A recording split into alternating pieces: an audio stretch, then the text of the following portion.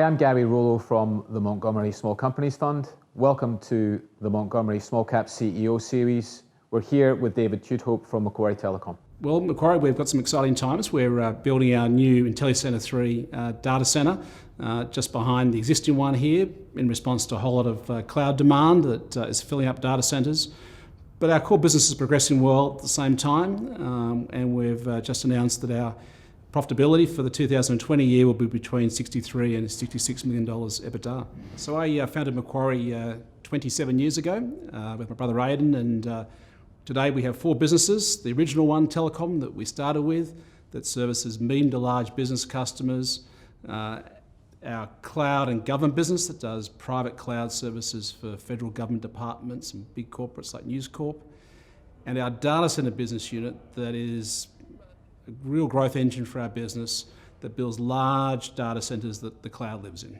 David, what is it that makes Macquarie Telecom different out there in the market? What's its competitive advantage? Macquarie focuses on customer experience. Our whole reason for being, our purpose is to make a difference in markets that are underserved and overcharged. And we've just found that in the telecom business, it's just so poorly serviced.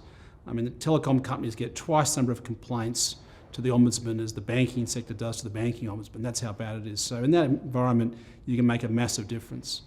But also in cloud computing, big public clouds, it's very much self-service, and we believe the management piece and the customer service locally makes all the difference. And finally, in the world of data centres, customers, because you're taking the most valuable assets, the things you can do to support them in the night, on the weekends, when their staff are not on site, are not available, makes all the difference. So for us, we think customer experience is the standout, and it's the one that really generates the incentive for customers to buy more and refer their friends. Today we're here in Sydney North campus, but we know that Macquarie Telecom has assets elsewhere, in Canberra for instance. Tell us about the business there and its key customers. So our Macquarie government business is built for government, as we say. It has 120 government cleared staff that just focus on providing cybersecurity and private cloud services to the federal government departments. What that means is we protect about 42% of federal government departments against viruses and hackers. We work closely with the intelligence and defence agencies to protect the federal government. We also have a cloud business that provides not just cloud services, but cloud services at a higher level of security that the federal government needs. One imagines that the Australian government is growing its presence online or in a digital world. Is there room for that business to grow? I notice, me being a keen watcher of everything that comes out of Macquarie Telecom, that you made an announcement just last week, in fact, about some expansions in Canberra. Talk us through that and when you expect that to become available. Yes, thank you. So on the back of the win of the Australian Tax Office cybersecurity just before Christmas, we have invested a lot more money in a whole new cybersecurity platform. Part of that investment also is a decision to invest in an expansion of our Canberra data centre campus, adding a new data centre, IntelliCentre 5, on that campus, which will be down near the airport in Canberra. This data centre will be classified to go up to secure data that's rated top secret or secret, so the most important and the most sensitive data of all. And this investment reflects the fact that we think there's real opportunity to grow as the federal government both invests in cybersecurity as well as trying to digitally transform, try and do more things online, make it easier for citizens to interact with them.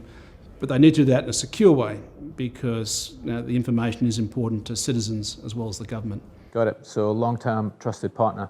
Now we're going to turn our discussion to the exciting Macquarie Telecom development here in Sydney's data centre alley in Macquarie Park. David, today you have a 10 megawatt data centre on this site.